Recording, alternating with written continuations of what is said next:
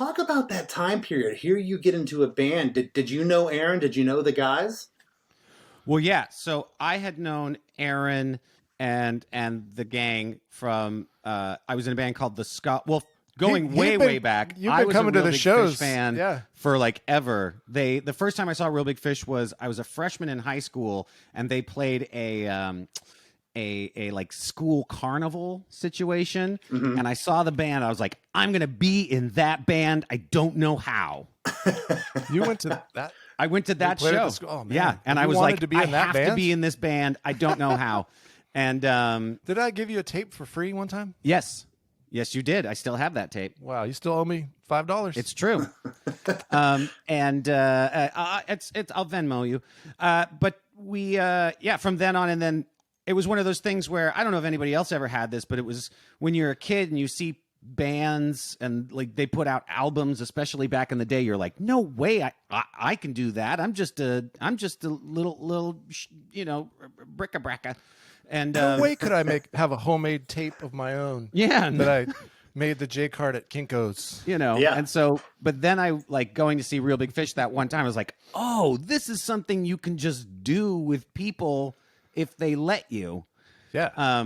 And then I realized, oh, no, if you're annoying enough and you're just around all the time, they eventually say, well, you should be doing something instead of bothering me. Well, yes. So when I quit Real Big Fish in 1993, I tried to start my own band, and we had one rehearsal, and you were supposed to be there because I knew you from Los Alamitos High School. And I was there. You were on some vacation or something, so you weren't able to make it. Well, there were two rehearsals because there was one that we had in Andrew's garage. Oh, so there was one. They were both there. There was one I went to, and then one that I went on vacation. And I was new to being in a band, so I didn't realize how it worked.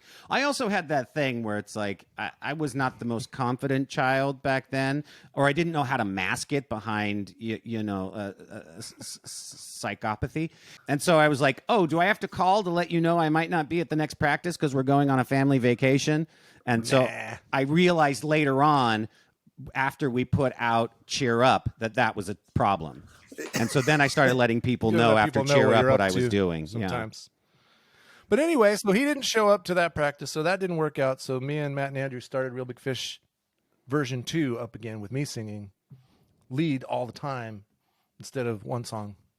Well, and I think of course your addition to the band. I mean, the harmonies. That's something you guys were really known for, and it's so crazy. First I joined the Scholars playing trombone. Right. So he joined the band that I was in called the Scholars playing trombone, and they had that two guys singing, harmonizing with each other thing, and it was so awesome. And I mean, there was like the Dance Hall Crashers. Oh yeah, I was obsessed with that. There were a lot of bands that were in Hepcat and like two people singing harmonies with each other. It was like, oh, that's awesome. Smothers Brothers. So I'm like, I want this guy in my band still. Can you now be in the band now that it's been a few years? And he was like, okay. And I was like, sure, school's not important to me. And speaking of not telling people stuff, Matt Wong was really mad that these guys showed up and said they're in the band, and he didn't know about it.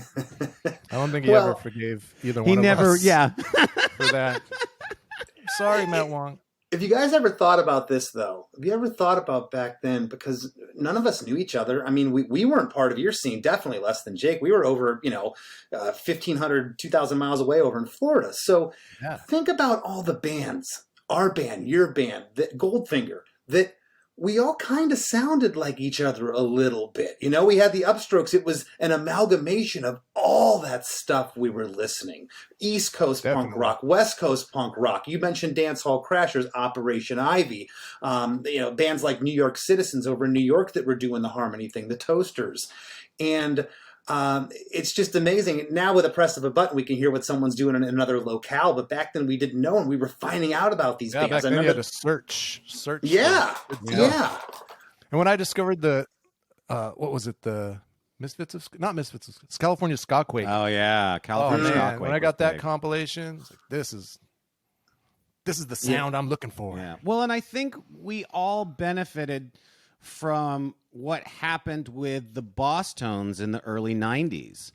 Someday I suppose was like that changed the sound of everything. I mean, if this thing that used song. to exist called radio, and it was like it was like the slow upbeats with the halftime break, and then the horn section, and there was distorted guitars. It was like, wait, what is happening? Oh, well, and we also had every sound that I loved all together, and we had the good graces also of Fishbone. Oh yeah, which was hugely influential. Oh man, that was. Yeah, which was that like was a big record. All of a sudden punk rock and like metal and soul and ska and reggae and everything all put together, and funk. It was like, oh, you mean you can just kind of do anything with it, and as long as you're paying respect, it's going to tend to work out. So to answer your question, yes, Scott joined the band in 1995, right before the release of the Everything Sucks album.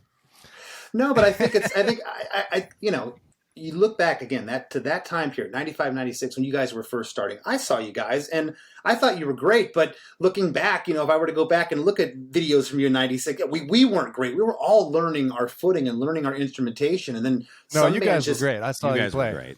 Well, we tried. We saw. I saw Les and Jake, and it was an inspiration to me too. It was like, wow, those guys are so funny on stage, and they're like rocking out and doing backflips, and like, oh my, and the whole crowd singing along to their songs. I can't believe it. I've never seen that in a small local show. And there was Faith Healing. Wait, there was that a different show?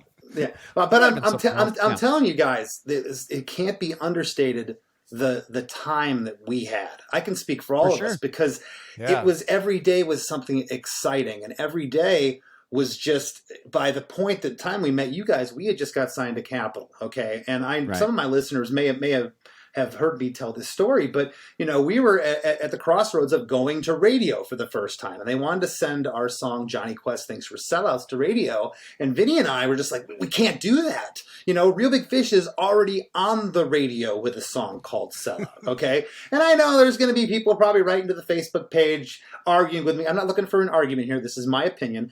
I told my radio guy, I said, Sellout, it's a more complete song. And it is. It is compared to our track. It's a lot better than Johnny Quest Thinks We're Sellouts. Okay, come on. But hold on. So the song, as you guys know, did fantastic at radio and MTV. It was meant to be. Even if they would have went Capitol with Johnny Quest Thinks We're Sellouts, I don't think it would have done anything. We went with a different song. But that time period when you wrote Sellout, did you have any idea at all, or was it just another album track? I don't know. I think it was just part of the next batch of songs. Yeah. After the Everything Sucks album, those songs were written and recorded and put out there, and then it was just time to write some new songs. And yeah, I think even back then, putting out Everything Sucks was such an undertaking. Yeah, like that. The idea of putting out not many whole bands had a CD back then, so it was a big deal. Yeah, it was like we thought in batches of songs, kind of. Yeah, I feel like, and especially at that time, for you're evolving constantly too, so it always seemed like there were like 3 or 4 songs where this set of influences came in. Yeah, and then you discover a new record, and then there were 3 or 4 more songs that like brought that in and changed it all around.